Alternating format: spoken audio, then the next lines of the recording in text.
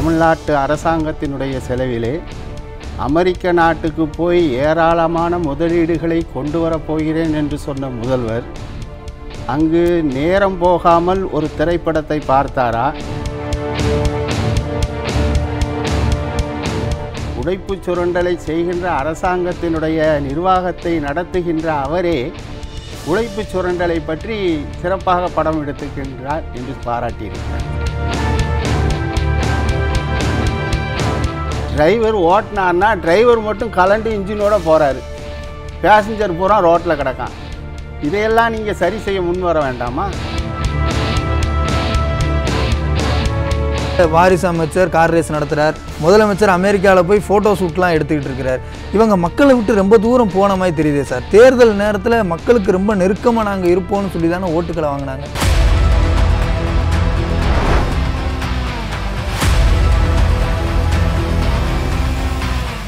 மக்கள் அனைவருக்கும் வணக்கம். இது நியூஸ் ஜேவின் சொல்லியடி. இன்று நம்முடைய நிகழ்ச்சியில் பேசுவதற்காக அதிமுகவிலிருந்து நெல்லை மணி அவர்கள் வந்திருக்கிறார்.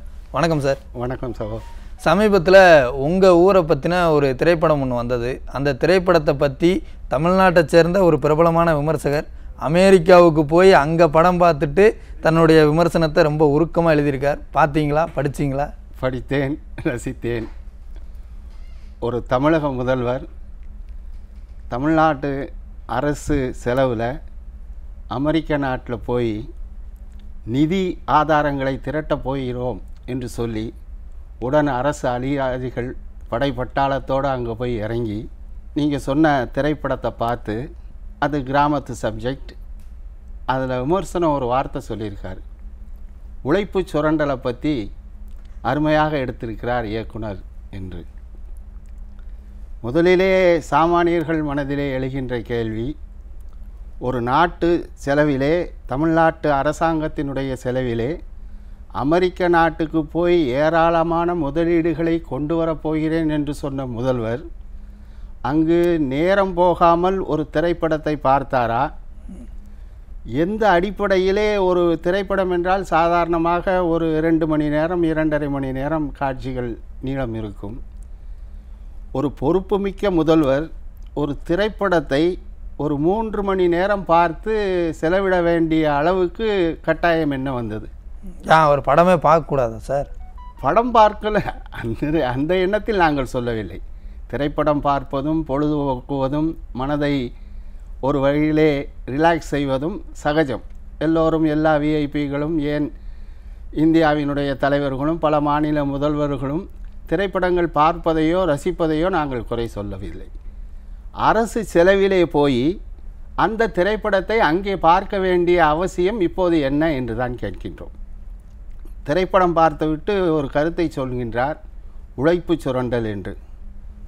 உழைப்பு சுரண்டலை செய்கின்ற அரசாங்கத்தினுடைய நிர்வாகத்தை நடத்துகின்ற அவரே உழைப்பு சுரண்டலை பற்றி சிறப்பாக படம் எடுத்துக்கின்றார் என்று பாராட்டியிருக்கிறார். ஏன் சார் ஸ்டாலின் அவர்கள் உழைப்பு சுரண்டலை பற்றி பேசக்கூடாதா? அவருக்கு அந்த உரிமை இல்லையா? இன்றைக்கு நாளிதழ்களில் ஒரு சம்பவம் வந்திருக்கு. மேல்மான்னு ஒரு இடம், அங்கே சிப்காட்டுக்காக அரசு நிலத்தை கையகப்படுத்துகிறது என்ற செய்தி அறிந்தவுடனே அது பூரா விவசாயிகள் சம்பந்தப்பட்ட நிலம். அந்த விவசாயிகள் அந்த இடத்தை கொடுப்பதற்கு மறுக்கிறார்கள். தங்களுடைய வாழ்வாதாரம் கெட்டுவிடும், நாங்கள் எல்லாம் அங்கே விவசாயம் செய்து பிழைக்கின்றவர்கள், நீங்கள் அரசு சிப்காட்டுக்கு தேவை என்றால் எத்தனையோ அரசு நிலங்கள், புறம்போக்கு நிலங்கள் இருக்கின்றன, அங்கே போய் இவர் நிலத்தை கையகப்படுத்த சொல்லலாம். திமுக சட்டமன்ற உறுப்பினரே அங்கே போய் அங்கே வசிக்கின்ற மக்களிடம் நேரடியாக அவரே மிரட்டல் விடுக்கின்றார். நீங்கள் இந்த நிலத்தை ஒப்படைத்து விட்டால் உங்களுக்கு நல்லது, அல்லது விளைவுகள் வேறு மாதிரி இருக்கும் என்று மிரட்டப்பட்டவுடன் அந்த பகுதியினுடைய பொதுமக்கள், ஆண்கள், பெண்கள் எல்லோரும் சேர்ந்து ஒரு மாபெரும் போராட்டத்தை முன்னெடுத்து நடத்தியிருக்கின்றார்கள். உழைப்பு சுரண்டலை பேசுகின்ற முதல்வர், தன் கட்சியினுடைய சட்டமன்ற உறுப்பினர், ஒரு அரசு சிப்காட்டிற்காக ஏழை விவசாயிகள் நிலங்களை கையகப்படுத்த நினைப்பது எந்த வகையிலே நியாயம்? அப்போ இதை பற்றி, இந்த உழைப்பு சுரண்டல்ன்ற வார்த்தையை பற்றி பேசுவதற்கு ஸ்டாலின் அவர்கள் தகுதி இழந்து? கண்டிப்பாக இல்லை. சம்பவம் இது மட்டும் இல்லை. அன்னூர், கோயம்புத்தூரில் அன்னூர்னு இதே சிப்காட் பிரச்சனை தான். அங்கேயும் ஆயிரக்கணக்கான ஏக்கர்களை வந்து நாங்கள் கையகப்படுத்தப்பட்ட போகிறோம் அப்படின்னு தமிழ்நாடு அரசு அறிவித்தது. அங்கேயும் இதே மாதிரி விவசாய நிலங்களை நீங்கள் கையகப்படுத்தக்கூடாது என்று மாபெரும் போராட்டம் வெடித்தது. அந்த பகுதி முழுதும் ஒரு விதமான பதட்டம் தொட்டி கொண்டது. அதிமுக சார்பில் கூட இதை கடுமையாக கண்டித்து போராட்டம் நடத்தினார். அதிமுகவினுடைய பொதுச் செயலர் மரியாதைக்குரிய அண்ணன் எடப்பாடியார் அறிவிப்பின்படி மாபெரும் போராட்டம் நடத்தியது. உடனே அரசு பின்வாங்கியது. அதான் அப்போ உங்களுடைய போராட்டத்தை பார்த்த உடனே அரசு அதற்கு செவி கொடுத்து பின்வாங்கிட்டாங்க. இதில் என்ன பிரச்சனை? அங்கே தான் பிரச்சனை. இனிமேல் தான் அங்கே ட்விஸ்ட்டு. போராட்டம் நடந்தது, அரசு தற்காலிகமாக அதை கைவிடுகிறது என்று அறிவிப்பு வந்தது. பொதுமக்கள்லாம் மகிழ்ச்சி அடைந்தாங்க. அதுக்கப்புறம்தான் சிக்கலே ஆரம்பம். அந்த பகுதியில் இருக்கின்ற பொதுமக்கள் பார்த்தாங்க, சரி அரசு வந்து இந்த இடத்த நம்ம எப்படியும் கையகப்படுத்திடும், அதனால் நம்ம வேறு யாருக்காவது விற்கலாம், தனியார்களுக்கு கொடுத்துட்டா அதில் பிரச்சனை இல்லை, அதுக்கு வர லாபமோ நஷ்டமோ எப்படியும் ஒரு அரசாங்கம் நினைத்தால் மிரட்டி உருட்டி எல்லா விதமான பலப்பரிசையும் செய்து நம்மிடமிருந்து பிடுங்குவதை விட நாமே அதிலிருந்து வெளிவந்து விடலாம் என்றால் அங்கே பத்திரப்பதிவு துறைக்கு போய் நான் என் இடத்தை விற்கப் போகிறேன் என்று சொன்னால், இல்லை, இந்த இடத்தை நீங்கள் விற்க முடியாது. எப்படி இருக்கு பாருங்கள், எனக்கு சொந்தமான இடம். இல்லை, இந்த குற்றச்சாட்டை யார் சொல்கிறாங்க? அந்த பகுதி பொதுமக்களே சொல்கிறாங்க. பத்திரப்பதிவு அலுவலகத்துக்கு போனால் இது ஒரு மறைமுக, எப்படியும் விற்க முடியாது, ஒன்று கொடுத்தா எனக்கு கொடு, அப்படி இல்லைன்னா நீ யாருக்கும் விற்கவும் முடியாது. ஒரு அரசே வந்து விவசாயிகளை இந்த அளவுக்கு ஒரு நெருக்கடிக்கு உள்ளாக்குதா? கண்டிப்பாக. இது உழைப்பு சுரண்டல்னு மரியாதைக்குரிய முதல்வர் சொன்னதுனால இந்த சம்பவங்கள் எல்லாம் அடுக்கடுக்காக எங்கள் கண்முன்னால் விரிந்து செல்கின்றது.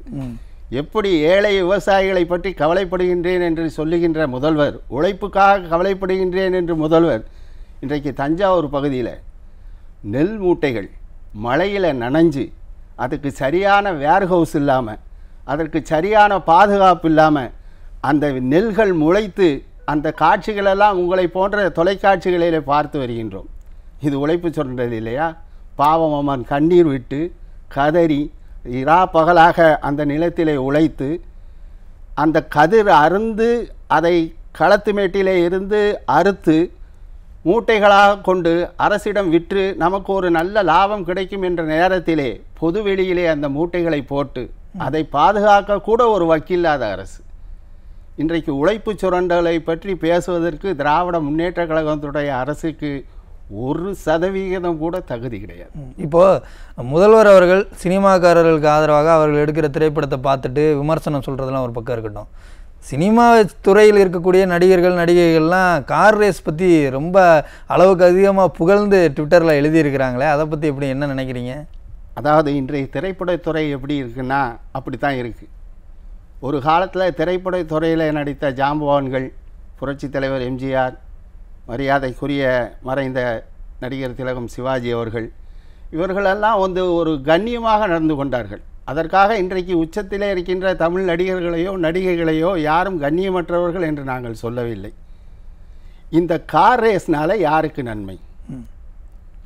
சாதாரண அடித்தட்ட மக்களுக்கு நன்மையா? கார் ரேஸ் போன்றவை வந்து ஒரு வளர்ந்த நாடுகள், அமெரிக்கா, யூரோப்பு, அதிலெல்லாம் நடக்குதுன்னா அவர்கள் பொருளாதார ரீதியாக எங்கேயோ ஒரு உச்சத்தில் இருக்காங்க. தமிழ்நாடு இன்னும் வளர்ச்சி பாதையை தான் போய் கொண்டிருக்கிறது. என்ன சார், வளர்ந்த நாடுகள் மட்டும்தான் கார் ரேஸ் நடத்தணுமா?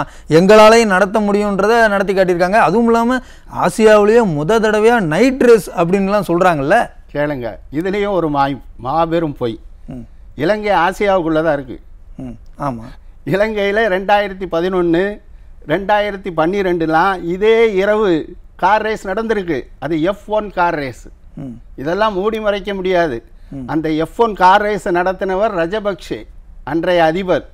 அந்த ரஜபக்ஷேக்கு என்ன நிலைமை வந்துச்சுன்னு நல்லா தெரியும். அதாவது எது தேவையோ அதுக்காக கார் ரேஸை நாங்கள் வேண்டாம்னு சொல்லலை. கார் ரேஸ் இலங்கை அரசாங்கம் நடத்தியவர்களுக்கு அந்த நாட்டு மக்கள் எவ்வளவு எளிதாக எவ்வளவு சீக்கிரமாக பதிலடி கொடுத்தார்கள் என்பதையும் நான் பார்த்து கொண்டு தான் இருக்கின்றோம். அகில உலக கவனமும் தமிழ்நாட்டு பக்கம் திரும்பிடுச்சு. இதனால் தமிழ்நாட்டினுடைய நிதி ஆதாரம் உயரும். எப்படி உயரும்? ஒரு கார் ரேஸை ராத்திரி ஒரு 1/2 மணி நேரம் 1 மணி நேரம் ஓட்டிட்டா நீங்கள் அதை ப்ரூஃப் பண்ணி காமிக்கணும். இன்றைக்கு அமெரிக்காவில் போயிருக்கிற முதல்வர் சொல்கிறாரு 1800 கோடி ரூபாய்க்கு நான் அங்கே முதலீடுகளை ஈர்த்து விட்டேன் அப்படின்னு தமிழ்நாடு அரசு செய்தி தான் வெளியிட்டிருக்கு. அரசு கெஜெட்டில் வரணும் சார். அரசு நான் அந்த பதிவேட்டில் வரணும். இவ்வளோ ரூபாய்க்கு ஒப்பந்தம் போட்டிருக்கோம், இவங்கெல்லாம் எங்களுக்கு வந்திருக்கு. நீங்கள் பத்திரிகையில் அறிவித்தா போதாது, அதை நடைமுறைப்படுத்தி இந்த திட்டம் இந்த தேதியில் அமெரிக்காவில் நான் கையெழுத்து போட்டு வந்தேன், அதை இன்றைக்கு நான் துவக்கி வைக்கிறேன்னு பேசினா அதுதான் நடைமுறை. எல்லாரும் போகலாம், எல்லாரும் சொல்லலாம். எத்தனையோ அரசாங்கங்கள் சொல்லுது இவ்வளோ கோடிக்கு நாங்கள் முதலீடு பண்ணியிருக்கோம், இவ்வளோ. இப்படி பார்த்தா இந்தியா இன்றைக்கி எப்படியோ சுபிட்சமாக இருக்கணும். இன்னைக்கு மக்கள் வந்து சார் பேருந்துகளாக இருக்கட்டும் எல்லாமே ஓட்டை உடசலாக இருக்குது. திருப்பத்தூர் பக்கத்தில் ஒரு பஸ்ஸில் தண்ணி மழை தண்ணி உள்ளே ஒழுகிற சூழலெல்லாம் நம்ம பார்க்குறோம். அந்த மாதிரியான சூழலில் இருக்கக்கூடிய மக்கள் நம்ம இவ்வளோ கஷ்டப்படும் போது இந்த கார் ரேஸ் தேவையா அப்படின்னு ஒரு கேள்வி கேட்குறாங்கல்ல. இதை அரசுக்கு தெரியாதா? அரசு தெரிஞ்சே இப்படி ஒரு விஷயத்தை பண்ணுறாங்க அப்படின்னு சொன்னால் என்ன மனநிலையில் இவங்க இருக்கிறாங்க? அதாவது அதுதான் ஒரு பக்கம் நாட்டை ஏமாற்றணும். இப்படி ஒரு வசதியான ஒரு நிலைமையில் நம்ம தமிழ்நாடு இருக்குது, இப்படி ஒரு உலகத்தரம் வாய்ந்த போட்டிகளை நடத்துகிற அளவுக்கு நம்ம அரசாங்கம் இருக்குது அப்படின்னு. அடுத்த பக்கம் பார்த்தா நீங்கள் சொன்னீங்களா அருமையான கருத்து. பல பஸ்ஸில் கயிற்றை கட்டிட்டு ஓட்டுறான் சார். பின்னால் அந்த பழைய காலத்தில் நெல் மூட்டையை மாட்டு வண்டியில் ஏற்றி சுற்றி சணலை வடக்கயிறை வச்சு கட்டி கொண்டு போவாங்க. அதை மாதிரி இன்றைக்கி தமிழ்நாடு அரசு போக்குவரத்து கழகம் பஸ்ஸு பூரா அப்படி தான் ஓடிக்கிட்டு இருக்கு. டிரைவர் ஓட்டினார்னா டிரைவர் மட்டும் கலண்டு இன்ஜினோட போகிறாரு, பேசஞ்சர் பூரா ரோட்டில் கிடக்கான். இதையெல்லாம் நீங்கள் சரி செய்ய முன் வர வேண்டாமா? இன்றைக்கு போக்குவரத்து தொழிலாளர்கள் அங்கே ஓய்வு பெற்றவர்கள் மாபெரும் போராட்டத்தை 2 நாளைக்கு முன்னால் நடத்தியிருக்காங்க. எங்களுக்கு ஓய்வூதிய பலன்களை கொடுங்க. எவ்வளோ நாள் நாங்கள் அந்த பலன்களை அடையாமல் இருக்கிறது? நாங்கள் ரிட்டையர்ட் ஆனவுடனே அவங்க உழைச்ச காசை அவங்க கேட்குறாங்க. அதுக்கு கூட நிதி தேவை, நிதியை திரட்ட முடியாமல் அவங்க ப்ராவிடென்ட் ஃபண்டு அவங்க கட்டின பணம் எங்கே போச்சு? இப்போது இந்த மாதிரி தொழிலாளர்களுடைய போராட்டம், மக்கள் வந்து ரேஷன் கடையில் பொருட்கள் கிடைக்கலன்னு சொல்லி போராடுறாங்க, இதெல்லாம் ஒரு பக்கம் இருக்கும்போது இங்கே வாரிசு அமைச்சர் கார் ரேஸ் நடத்துகிறார், முதலமைச்சர் அமெரிக்காவில் போய் ஃபோட்டோ ஷூட்லாம் எடுத்துக்கிட்டு இருக்கிறார். இவங்க மக்களை விட்டு ரொம்ப தூரம் போன மாதிரி தெரியுதே சார். தேர்தல் நேரத்தில் மக்களுக்கு ரொம்ப நெருக்கமாக நாங்கள் இருப்போம்னு சொல்லி தானே ஓட்டுக்களை வாங்கினாங்க. நீங்கள் சொல்கிறது 100க்கு 100% உண்மை. எப்படின்னு கேட்டிங்கன்னா இந்த ஆட்சி கிட்டத்தட்ட 3.5 வருஷம் ஆயிடுச்சு. இன்னும் 1 வருஷம், இன்னும் ஒரு 4 வருஷம் 4.5 வருஷம் கிட்ட நெருங்கும் போது அதிகாரிகளுக்கே அதை உணர்ந்துருவாங்க. சரி இந்த படம் ஓடும், இனிமேல் ஓடாது அப்படின்னு. அப்போ அவங்க சொல்கிறத கேட்க மாட்டாங்க. அதனால் இப்போவே நம்ம எவ்வளவு விளம்பர வெளிச்சத்துக்கு கீழே வந்துட முடியுமோ அதை பூரா இப்போவே செஞ்சிடணுங்கிறதுடைய வெளிப்பாடு தான் இந்த மாதிரி நிகழ்ச்சிகள். நிகழ்ச்சிக்கு வந்து உங்களுடைய கருத்துக்களை பகிர்ந்து கொண்டமைக்கு நன்றி சார். மிக்க நன்றி சகோதரரே, வணக்கம். நேயர்களை மற்றும் ஒரு அமர்வில் மீண்டும் சந்திக்கலாம். நன்றி, வணக்கம்.